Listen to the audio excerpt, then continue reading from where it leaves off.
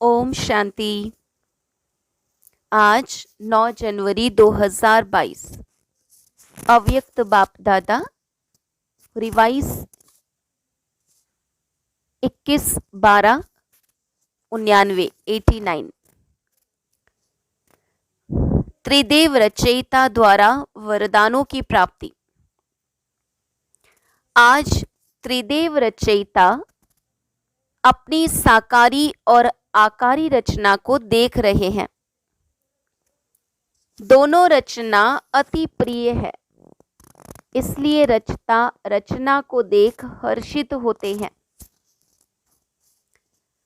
रचना सदा यह खुशी के गीत गाती कि वाह रचता, और रचता सदा यह गीत गाते वाह मेरी रचना। है ना, बच्चे कहते वाह बाबा और बाबा कहते वाह बच्चे। रचना प्रिय है, जो प्रिय होता है उसको सदा सब कुछ देकर संपन्न बनाते हैं। तो बाप ने हर एक श्रेष्ठ रचना को विशेष तीनों संबंध से कितना संपन्न बनाया है। बाप के संबंध से दाता बन ज्ञान खजाने से संपन्न बनाया।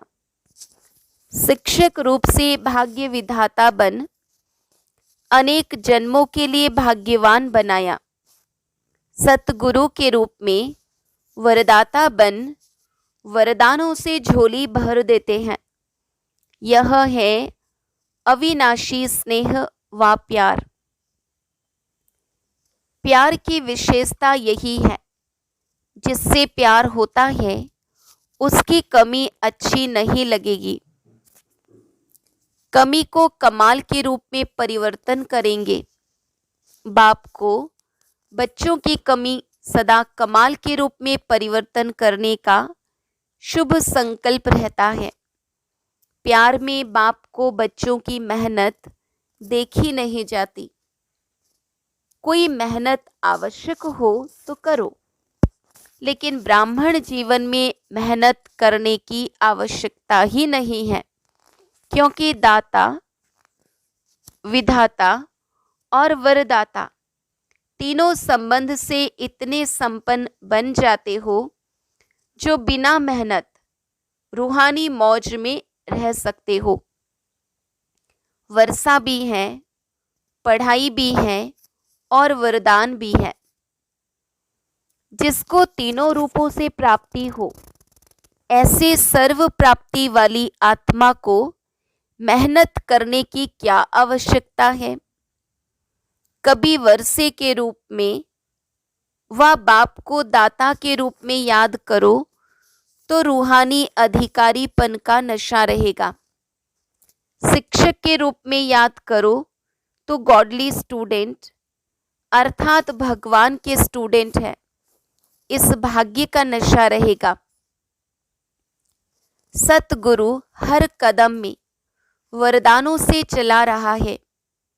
हर कर्म में श्रेष्ठ मत वरदाता का वरदान है।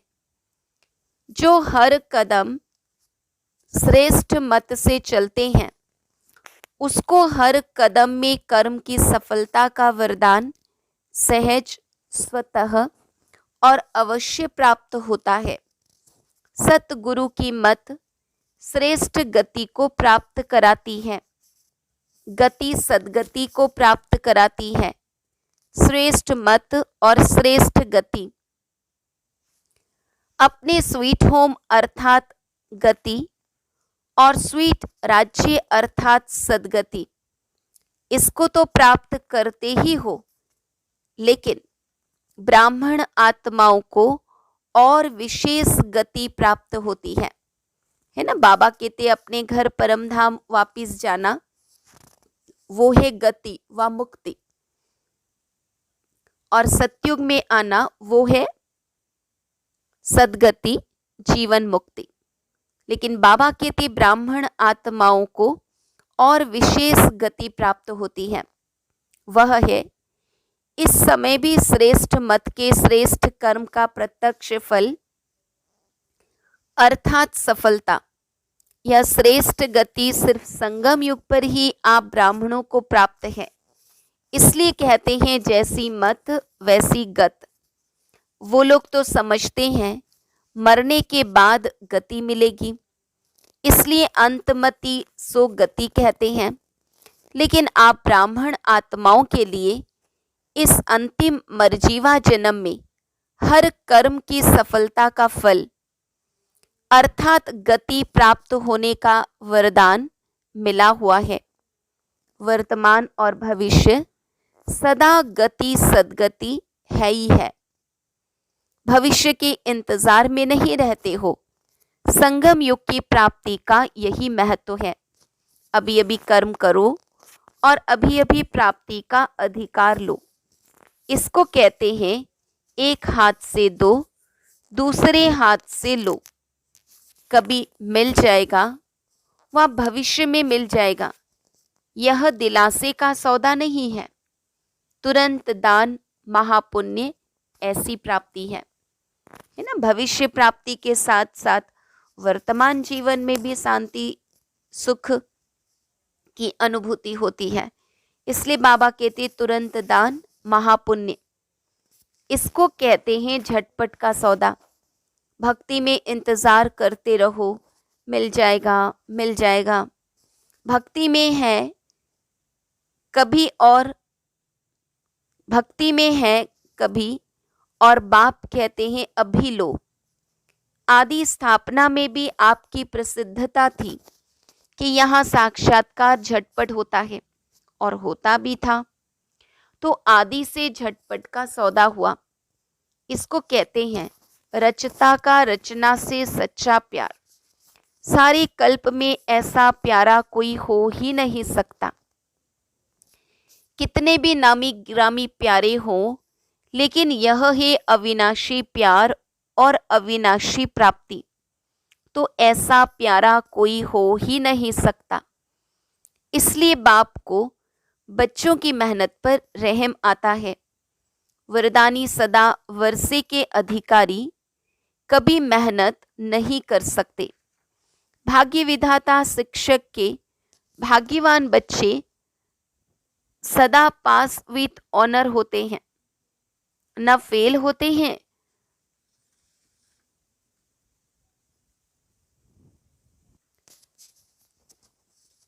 न कोई व्यर्थ बात फील करते हैं। मेहनत करने के कारण दो ही है, या तो माया के विघ्नों से फेल हो जाते। वह संबंध संपर्क में चाहे ब्राह्मणों के चाहे अज्ञानियों के, दोनों संबंध में कर्म में आते छोटी सी बात में व्यर्थ फील कर देते हैं, जिसको आप लोग फ्लू की बीमारी कहते हो। फ्लू क्या करता है? एक तो शेकिंग होती है, हलचल, उसमें शरीर हिलता है और यह आत्मा की स्थिति हिलती है, मन हिलता है और मुख कड़वा हो जाता है। यहाँ भी मुख से कड़वे बोल बोलने लग पड़ते हैं। और क्या होता है?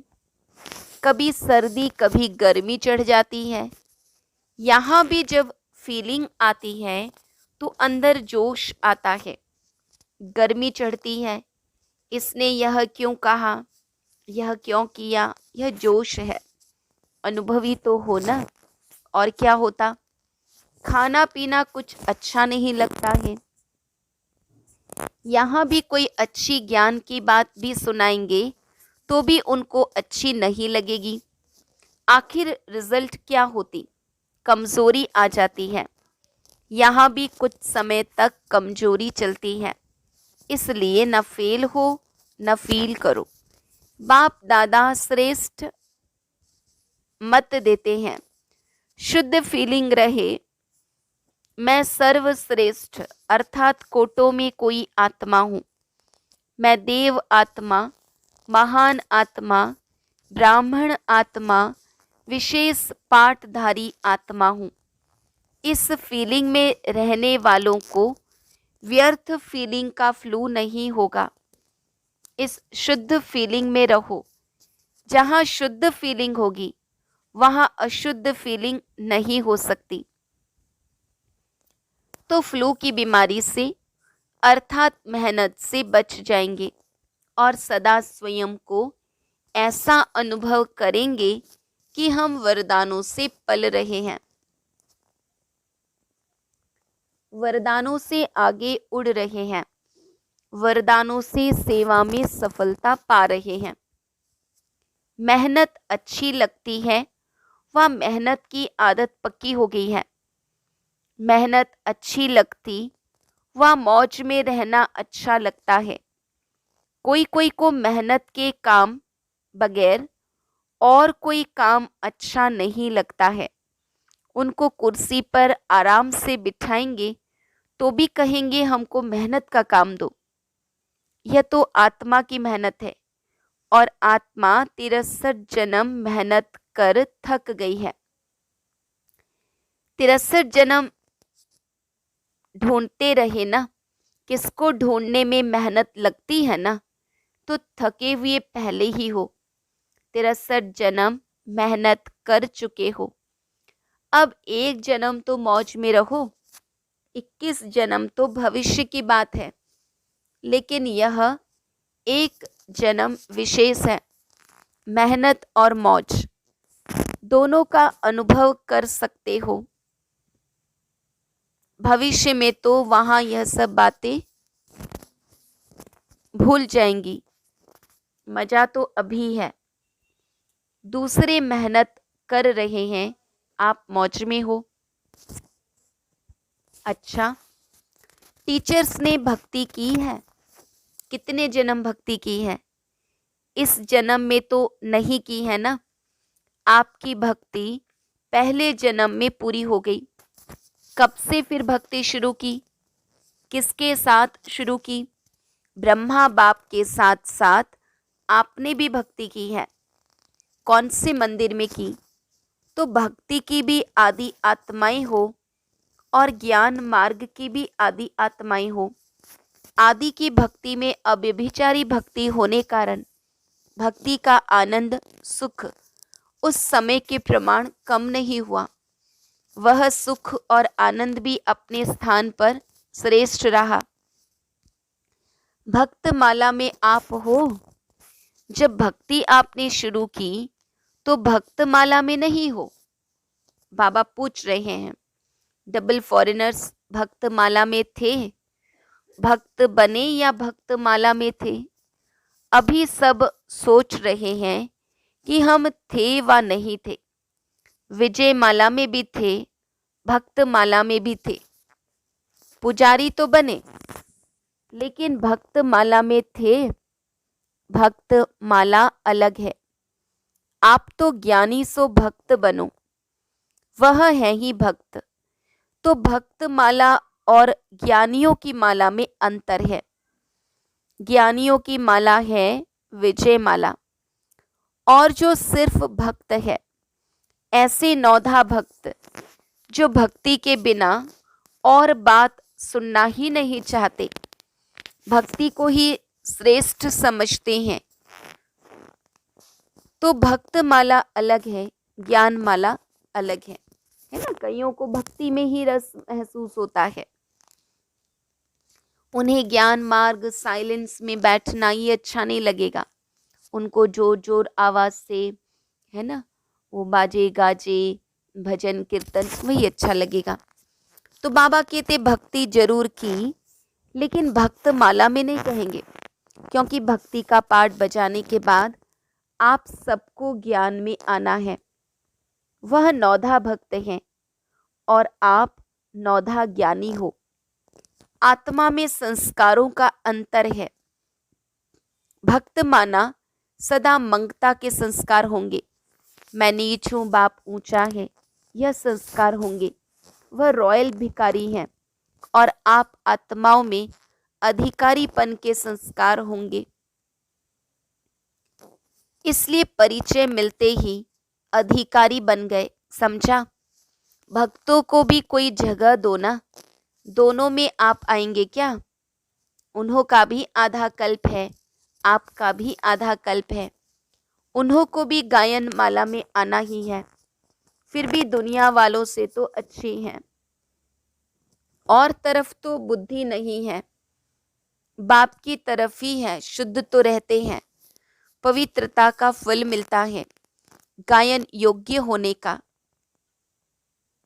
आपकी पूजा होगी, उन्हों की पूजा नहीं होती। सिर्फ स्टैचू बना के रखते हैं गायन के लिए। मीरा का कभी मंदिर नहीं होगा। देवताओं मिसल मीरा की पूजा नहीं होती, सिर्फ गायन है। अभी लास्ट जन्म में चाहे किसी को भी पूज लेवे, धरणी को भी पूजे तो वृक्ष को भी पूजे, लेकिन नियम प्रमाण उन्हों का सिर्फ गायन होता है, पूजन नहीं। आप पूज्य बनते हो तो आप पूजनीय आत्माएं हो। यह नशा सदा स्मृति में रखो। पूज्य आत्मा कभी कोई अपवित्र संकल्प को टच भी नहीं कर सकती। ऐसे पूज्य बने हो। अच्छा, चारों ओर के वर्षे के अधिकारी आत्माओं को सदा पढ़ाई में पास विद ऑनर्स होने वाले, सदा वरदानों द्वारा वरदानी बन, औरों को भी वरदानी बनाने वाले ऐसे बाप, शिक्षक और सतगुरु प्यारे, सदा रूहानी मौज में रहने वाली श्रेष्ठ आत्माओं को बाप दादा का याद, प्यार और नमस्ते। हम रूहानी बच्चों की रूहानी बाप दादा को याद, प्यार, गुड मॉर्निंग और नमस्ते।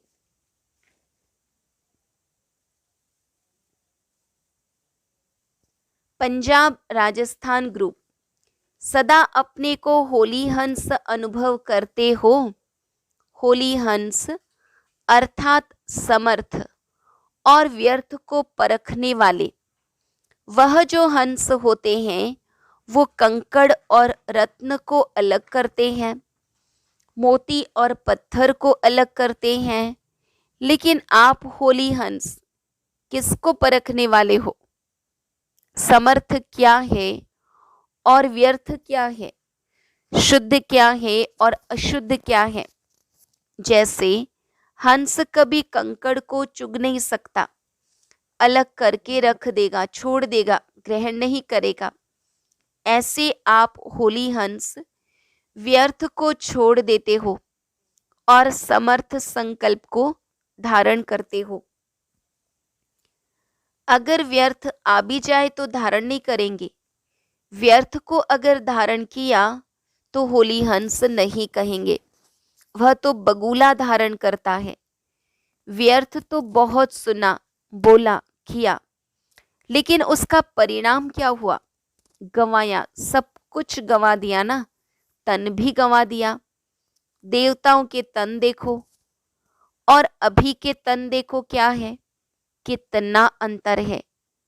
जवान से भी बुढ़े अच्छे हैं, तो तन भी गंवाया, मन का सुख शांति भी गंवाया, धन भी गंवाया। आपके पास कितना धन था, अथाह धन कहाँ गया? व्यर्थ में गंवा दिया। अभी जमा कर रहे हो या गंवा रहे हो? होली हंस गंवाने वाला नहीं, जमा करने वाला। अभी 21 जन्म तन भी अच्छा मिलेगा और मन भी सदा खुश रहने वाला होगा। धन तो ऐसे होगा जैसे अभी मिट्टी है। अभी मिट्टी का भी मूल्य हो गया है, लेकिन वहां रत्नों से तो खेलेंगे, रत्नों से मकान की सजावट होगी। तो कितना जमा कर रहे हो? जिसके पास जमा होता है उसको खुशी होती है, अगर जमा नहीं होता तो दिल छोटी होती है, जमा होता है तो दिल बड़ी होती है। अभी कितनी बड़ी दिल हो गई है, तो हर कदम में जमा का खाता बढ़ता जाता है। या कभी कभी जमा करते हो? अपना चार्ट अच्छी तरह से देखा है?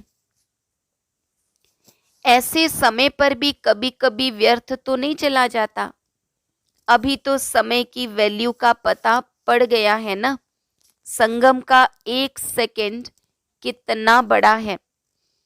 कहने में तो आएगा 1-2 सेकंड ही तो गया, लेकिन 1 सेकंड कितना बड़ा है यह याद रहे तो 1 सेकंड भी नहीं गंवाएंगे।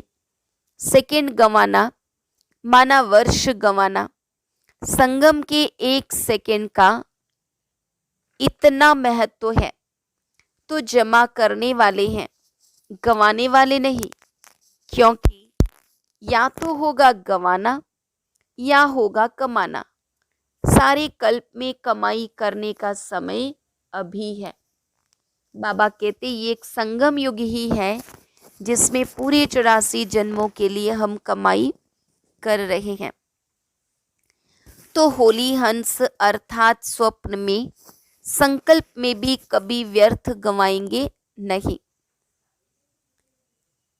होली अर्थात सदा पवित्रता की शक्ति से अपवित्रता को सेकंड में भगाने वाले, न केवल अपने लिए बल्कि औरों के लिए भी, क्योंकि सारे विश्व को परिवर्तन करना है ना। पवित्रता की शक्ति कितनी महान है यह तो जानते हो ना। पवित्रता ऐसी अग्नि है जो सेकंड में विश्व के किचड़े को भस्म कर सकती है। संपूर्ण पवित्रता ऐसी श्रेष्ठ शक्ति है। अंत में जब सब संपूर्ण हो जाएंगे तो आपके श्रेष्ठ संकल्प में लगन की अग्नि से यह सब किचड़ा भस्म हो जाएगा। योग ज्वाला हो। अंत में ऐसे धीरे धीरे सेवा नहीं होगी, सोचा और हुआ। इसको कहते हैं विहंग मार्ग की सेवा। अभी अपने में भर रहे हो, फिर कार्य में लगाएंगे। जैसे देवियों के यादगार में दिखाते हैं कि ज्वाला से असुरों को भस्म कर दिया। असुर नहीं लेकिन आसुरी शक्तियों को खत्म कर दिया। यह किस समय का यादगार है? अभी का है ना। तो ऐसे ज्वालामुखी बनो। आप नहीं बनेंगे तो कौन बनेगा? तो अभी ज्वालामुखी बन आसुरी संस्कार, आसुरी स्वभाव सब कुछ भस्म करो।